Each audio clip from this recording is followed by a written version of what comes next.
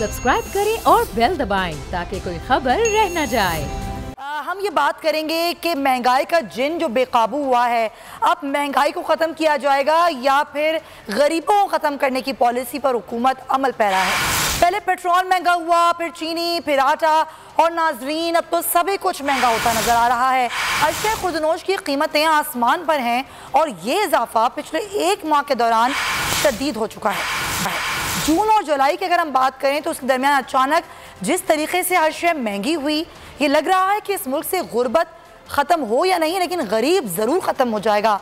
सूरत हाल इंतहाई संगीन है और कोविड के दरमियान बंदिशों और मुआशी हालात ने उसे मज़ीद बदतर बना दिया है। नाजरीन, जब 2 साल पहले आज ही के दिन तब्दीली को आप लोगों ने वोट दिया तो क्या सोचा था कि तब्दीली ऐसी आएगी? किसी ने भी सोचा नहीं था कि महंगाई का सुनामी आवाम के अरमान बहा ले जाएगा। ये सब हो क्या रहा है? अवामी हुकूमत के बुलंदो बांग दावे करने वाली पीटीआई कुछ नहीं कर रही। क्या यही तब्दीली थी जिसका वादा किया गया था? बहुत सारे दावे थे, वादे थे। ये कहा गया था कि हम रोज़गार देंगे, 1 करोड़ नौकरियां देंगे, घर बनाएंगे और हम बहुत सारे ऐसे मंसूबे लेकर आएंगे कि आम आदमी का भला होगा। ये मंसूबे जिनकी बातें की गई थी वो अभी कागजात में भी हमें कहीं नज़र नहीं आते। अगर हम महंगाई की बात करें, जिस तरीके से महंगाई बढ़ रही है, ये सब कुछ कोविड-19 के ही हम खाते में ये सब चीज़ें डाल सकते हैं। कोविड की वजह से ही महंगाई हुई, क्या वाकई ऐसा ही है? अगर हम बात करें कि हमारे जो पड़ोसी ममालिक हैं भारत और बांग्लादेश, उसके मुकाबले में हमारे यहाँ महंगाई कम है। जैसा कि हमारे हुकूमती वज़रा कहते हैं आया कि शरह क्या है, पाकिस्तान में क्या शरह है, भारत में और इस तरह बांग्लादेश में। लेकिन पाकिस्तान में अगर महंगाई सिर्फ 2 माह के अरसे में इतनी बढ़ गई है तो इसके पीछे मुहरकात क्या हैं, ताजर क्या समझते हैं और ताजरों को क्या मुश्किलात हैं? कोविड की वजह से लॉकडाउन हुआ, उसमें वो भी खासे परेशान हमें नज़र आए थे। हमारे साथ मौजूद है कराची ताजिर इतिहाद से अतीक मीर साहब। बहुत शुक्रिया मीर साहब। जो सूरत हाल अभी रही, कुछ महीने में ज़ाहिर लॉकडाउन रहा, उसके बाद लॉकडाउन कुछ खुला पार्शली, अभी भी सूरत हाल को इतनी बेहतर तो नहीं है, लेकिन जिस तरीके से महंगाई बढ़ रही है, ताजरों के जहन में क्या आता है कि क्या वजह है इस बढ़ती हुई महंगाई की? 1 महीने के अंदर इतनी महंगाई हुई है। जी अतीक मीर साहब।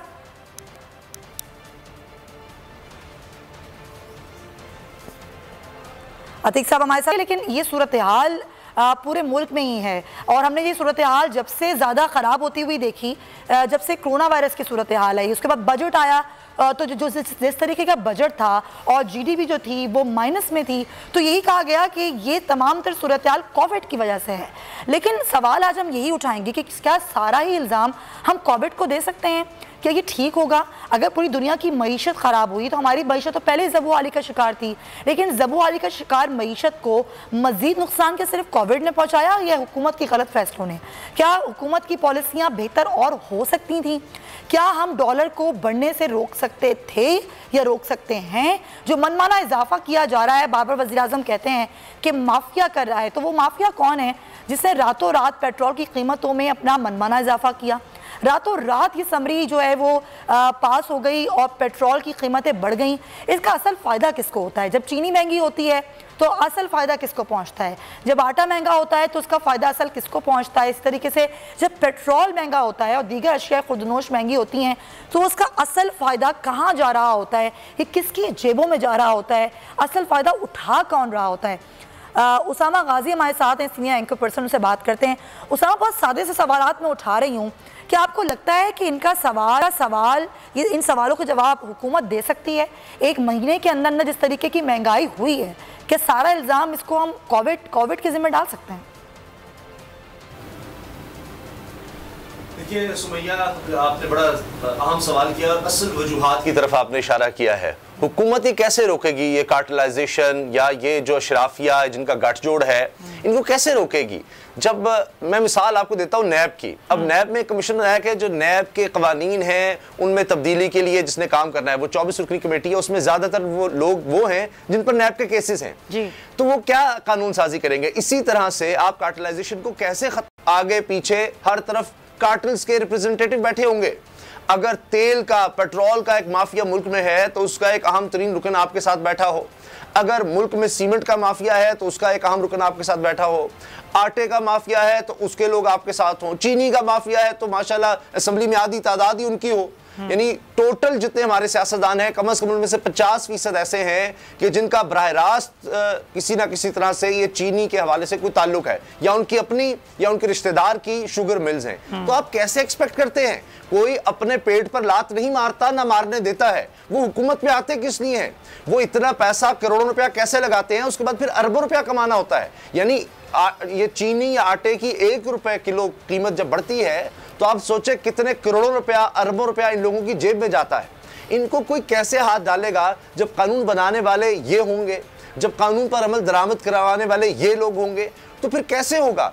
ये हमारे यहाँ का अलमिया है कि यहाँ से वो अंग्रेज़ जो आए थे और उस वक्त कंपनी, ईस्ट इंडिया कंपनी यहाँ पर आई, खून चूसा यहाँ पर लोगों का, गुर्बत इतनी यहाँ पर बढ़ी। उससे पहले ये खित्ता दुनिया के तरक्की याफ्ता कह लें खुशहाल तरीन इलाकों में से होता था, और यहाँ पर फिर इतना टैक्स लगाया, यहाँ से सारी दौलत बाहर ले गए। ये लोग भी कार्टल्स आज भी उन्हीं के लेकिन उसामा ये कैसे हो रहा है? ये तो नया पाकिस्तान है। 2 साल पहले जब वोट दिया अवाम ने, तो तब्दीली सरकार को वोट दिया अवाम ने, इस उम्मीद पर वोट दिया था कि अब कुछ बहुत अच्छा होगा उनके लिए। ये जो वादे दावे किए गए थे ये पूरे किए जाएंगे। खुद इमरान खान साहब कहते थे कि बेहतरीन मुआशी टीम लेकर आऊंगा। आप जो बात कह रहे हैं वो बिल्कुल ठीक है। जब वही लोग बिठा दिए जाएंगे उस इदारे में जिनका अपना ही मफाद होगा, तो फिर आवाम को फायदा कैसे होगा? ये तो नया पाकिस्तान था ना। बहुत जबरदस्त सवाल। देखिए, वही लोग होते हैं सुमैया, ये सियासतदानों की एक क्लास है। आप मुझे बताएं कि क्या, अच्छा इमरान खान का आप कह देंगे जी वो एक बिल्कुल क्रिकेटर उधर से आ गए, कोई उस तरह का सियासी बैकग्राउंड नहीं है, लेकिन यहाँ पर सियासतदानों की क्लास है। या खानदानी तौर पर होते हैं, या पैसा आपने बहुत कमा लिया है, आप जागीरदाराना तरीके से, बरादरीज़म के तरीके से आप ऊपर आ जाते हैं। फिर आप क्या करते हैं? सिर्फ लोगों की आंखों में धूल झोंकी जाती है, एक धुआं होता है, एक फ्रेब होता है, एक धोखा होता है कि जनाब, ताकि लोगों के अंदर ही शऊर। आप मुझे बताएं कि लोग जब बेदार होने लगेंगे, क्या ये पीपल्स पार्टी के दौर में महंगाई, हर दफा आप देखिए नून लीग के दौर में, क्यों जब लोग परेशान होते हैं तो लोग कहते हैं क्या हम करें, किस तरह, अच्छा जनाब ये तब्दीली आई है, अच्छा वो ये एक हमारे पास चांस है। इसलिए लोग आमरीत को, मुशर्रफ साहब उनको बर्दाश्त करते हैं। फिर उसके बाद मुशर्रफ साहब उन्हीं लोगों को अपने साथ मिलाते हैं, उनकी मजबूरी होती है, अगर उन्होंने हुकूमत में रहना है या उन्होंने ये सारी बागडोर संभालनी है तो वो फिर उसी क्लास को अपने साथ जोड़ते हैं। उसके बाद फिर क्या होता है, लोग तंग आ जाते हैं, तो अच्छा जी चलो जी जमहूरियत की तरफ आते हैं जी, पीपल्स पार्टी को वोट दे के देख लें, वही मामला। फिर वो कहते हैं अच्छा ये तो बड़े बेकार है जनाब, तबाह कर दिया, लोड शेडिंग, नून लीग को दे देते हैं। फिर लोग तंग आते हैं, कहते हैं अच्छा जी तब्दीली आ रही है। लेकिन क्या ऐसा ही है कि अब अगर इमरान खान को वोट दिया था तो क्या अब हमारे पास कोई ऑप्शन नहीं है? अब हम क्या करेंगे? अब हम इसी को मैं आगे बढ़ाऊंगी उसामा, लेकिन जो महंगाई में इजाफा हो रहा है ये कोई नया मसला नहीं है। हर दौरे हुकूमत में अवाम इसी महंगाई की चक्की तले पिसते आए हैं। किस हुकूमत में महंगाई कितनी बढ़ी, ये सिचुएशन बहुत डिफरेंट हुई, खासतौर पे पेट्रोल के हवाले से जो हमने आपको बताया कि जब पूरी आर्मी मंडी में कीमतें कम हुई, माइनस में चली गई, तेल रखने के लिए लोगों के पास जगह नहीं थी, ये कहा गया कि ले लें और लेने के हमें पैसे दे दें, तो उसके सम्राट अवाम तक नहीं पहुंचे। उसकी क्या वजूहत थी, इस पर हम बहुत दफा बात कर चुके हैं, लेकिन आज हम फिर दोबारा से बात करेंगे। और इस बढ़ती हुई महंगाई के पीछे क्या असबाब हैं, इस पर बात करने के लिए मेरे साथ मौजूद हैं, अभी हमें ज्वाइन कर चुके हैं क़यादत ताजिर इत्तेहाद से अतीक मीर साहब और पाकिस्तान तहरीक इंसाफ से आफ्ताब जहांगीर साहब। आफ्ताब साहब, आपकी परमिशन से पहले अतीक मीर साहब से बात कर लूँ, फिर आपकी जानिब आती हूँ। अतीक साहब, जो महंगाई बढ़ रही है, ज़ाहिर कोविड की सूरत हाल आई, कारोबार बंद हुआ, जिससे आप लोगों को बहुत नुकसान हुआ। अभी सूरत हाल बेहतर तो हुई है, लेकिन महंगाई बहुत बढ़ गई है। इसके पीछे क्या वजूहत हैं? क्योंकि ये भी कहा जाता है कि ताजिर जो होते हैं, महंगाई इतनी नहीं होती लेकिन वो अपना भी फायदा देखते हैं, और जितनी महंगाई होती है उससे ज़्यादा कीमतों पर चीज़ें जो हैं वो बेची जाती हैं। क्या आपको लगता है कहीं कहीं आपका भी असर डल रहा होता है इसमें? इसमें कोई शक नहीं, जब पूरी कौम एक ही रंग में रंग चुकी है और किसी शख्स को खुदा का खौफ नहीं, किसी शख्स को मुल्क की मुश्किलात का इदराक नहीं। मैं एक बात आपको बताऊं, और ये हकीकत है, उसकी कोई तरदीद कर नहीं सकता कि हर हुकूमत में ऐसे लोग शामिल हो जाते हैं जो हुकूमत का हिस्सा बन जाते हैं। उनका सिर्फ और सिर्फ मकसद ही होता है कि वो अख्तियार हासिल करके अपनी प्रोडक्ट को, क्योंकि ये माफिया की सूरत है, ये लोग फिर मुसलत हो रही आवाम के ऊपर। अभी भी देखें, मौजूदा हुकूमत में भी जो शामिल अफराद थे वो महंगाई का सबब बने। माजी की हुकूमतों में भी ऐसा ही हुआ। आज से 40 साल पहले भी, ज्यादा महंगाई का ताल्लुक है, 40 साल पहले भी इस किस्म का रोना लोग रोते थे कि महंगाई ने मार दिया। अगर आप आदाद शुमार को देखें, कभी भी ऐसा नहीं हुआ कि असर हाजिर में जो आमदनी है उसका खरीदारी से कोई तकाबुल हो। हमेशा जब भी आपकी आमदनी घटेगी और अशिया की खरीद मुश्किल होगी तो आप महंगाई का रोना रोते हैं, वरना आज भी एक तबका है उसके लिए महंगाई कोई चीज नहीं है। लेकिन मैं ये बात कहता हूं कि ये लोग जो हुकूमतों में शामिल होकर अवाम पर शब खून मारते हैं, क्यों नहीं सियासी जमातें इस बात पर इत्तेफाक करती कि ऐसे लोगों को भर के लिए किसी भी इंतखाब से ये नाअहल करार देना चाहिए, इनका बॉयकॉट करना चाहिए।